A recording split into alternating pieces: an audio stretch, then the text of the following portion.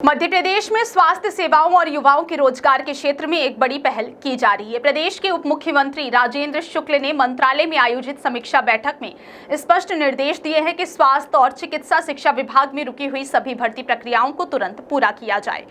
क्या local casing pipe से borewell में समस्या हो रही है? तो अपग्रेड कीजिए न्यूट्रॉन केसिंग पाइप। एक्स्ट्रा मजबूती, लंबे समय तक सुरक्षा के साथ। न्यूट्रॉन पाइप, बोरवेल की असली मजबूती। न्यूट्रॉन पाइप है जहां, खुशहाली है वहां।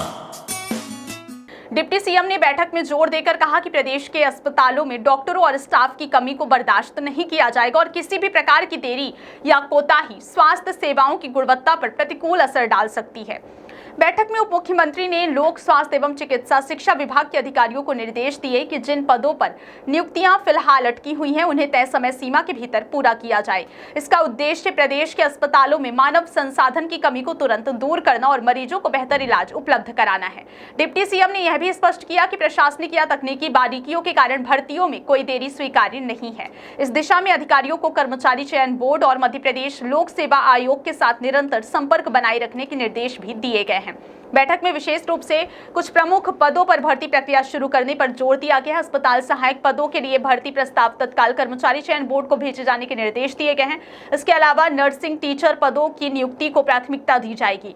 मेडिकल कॉलेजों और स्वास्थ्य विभाग में योग्य और प्रशिक्षित नर्सिंग शिक्षकों की तैनाती से न केवल शिक्षा की गुणवत्ता बढ़ेगी बल्कि अस्पतालों में स्टाफ की कमी भी दूर होगी। इसके अलावा अन्य चिकित्सा पदों जैसे टेक्निकल स्टाफ और प्रशिक्षित हेल्थ वर्कर की नियुक्ति पर भी विशेष ध्यान दिया जाएगा ताकि अस्पतालों में सेवा की गुणवत्ता और मरीजों की संतुष्टि सुनिश्चित की जा सके।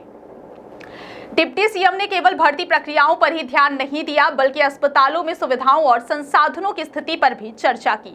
उन्होंने निर्देश दिए कि प्रदेश के सभी स्वास्थ्य केंद्रों और अस्पतालों में आधुनिक चिकित्सा उपकरण की उपलब्धता सुनिश्चित की जाए। इसके लिए विभाग को चरणबद्ध योजना तैयार करने को कहा गया है ताकि छोटे शहरों और ग्रामीण क्षेत्रों के मरीजों को जांच और उपचार के लिए बड़े शहरों की ओर भागना ना पड़े। इस पहल का उद्देश्य यह सुनिश्चित करना है कि प्रदेश के हर कोने में गुणवत्ता युक्त स्वास्थ्य सेवाएं उपलब्ध हों और आम जनता को समय पर इलाज मिल सके। इस नए फैसले पर प्रत्यक्ष लाभ दो प्रमुख वर्गों को मिलेगा। पहला, उन हजारों युवाओं को जो मेडिकल और नर्सिंग की पढ़ाई पूरी कर चुके हैं और सरकारी नौकरी का इंतजार कर रहे हैं, और दूसरा, इन नई भर्तियों के माध्यम से उनके लिए रोजगार के नए अवसर खुलेंगे और बेरोजगारी की समस्या में कमी आएगी। दूसरा वर्ग आम जनता का है जिन्हें अस्पतालों में स्टाफ की कमी के कारण लंबे समय तक इंतजार करना पड़ता था।